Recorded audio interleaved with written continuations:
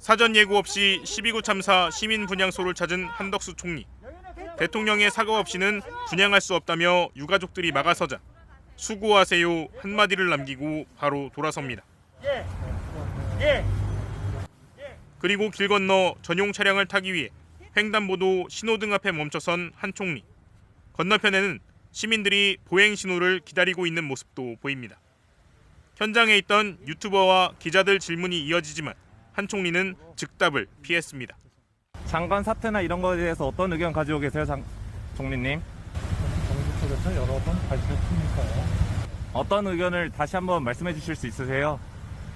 그런데 잠시 뒤 총리의 수행원으로 보이는 사람이 앞으로 나서 찾기를 막아서더니 빨간불인데 그대로 한 총리가 길을 건너갑니다.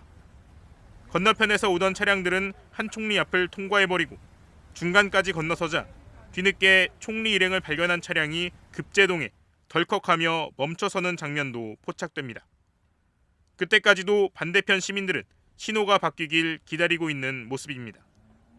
전용 차량에 올라탄 한 총리는 그대로 이태원을 빠져나갔습니다. 오늘 한덕수 국무총리가 예고 없이 이태원 녹사평역 시민 분향소를 찾았다가 유족들이 사과를 요구하며 막아서자 바로 현장을 떠났습니다.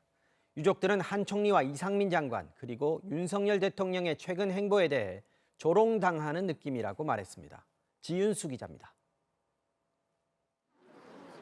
오늘 오후 12구 참사 시민 분향소 앞 예고 없이 도착해 분향을 시도하는 한덕수 국무총리를 유가족들이 막아섭니다. 정부의 공식적인 사과를 가지고 오십시오. 대통령의 사과를 가져오십시오. 돌아가세요. 별다른 답을 하지 않던 한 총리.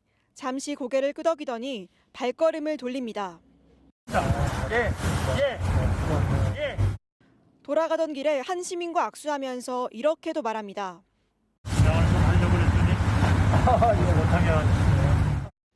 한 총리는 방문이유를 묻자 개인적으로 온 것이라고 답했고 그 밖에 다른 질문에는 말을 아꼈습니다.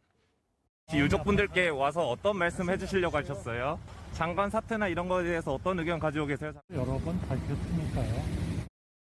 지난 16일 참사 현장 부근에서 열린 시민 추모제에 한 총리를 비롯해 이상민 행정안전부 장관, 국민의힘 의원 등 정부 여당 인사들은 참석하지 않았습니다. 유족들은 진심을 다해 사과할 수 있는 자리에 나타나지 않고 보여주기식으로 조문을 하려 했다며 비판했습니다.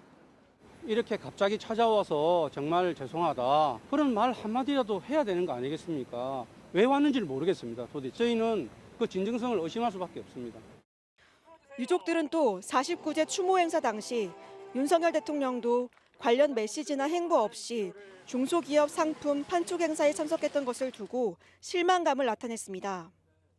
저희 49제 때 대통령께서 점등식에 가시고 술잔을 사시고 떡을 돌리시는 것을 보면서 저희 유가족은 조롱을 당했다고 생각합니다.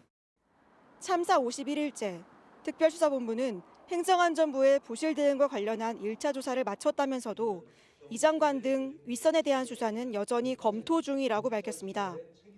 특수본은 우선 이임재 전 용산경찰서장과 박희영 용산구청장 등 현장 책임자들의 구속을 성사시키는 데 사활을 걸고 있는 것으로 전해졌습니다. MBC 뉴스 지윤수입니다.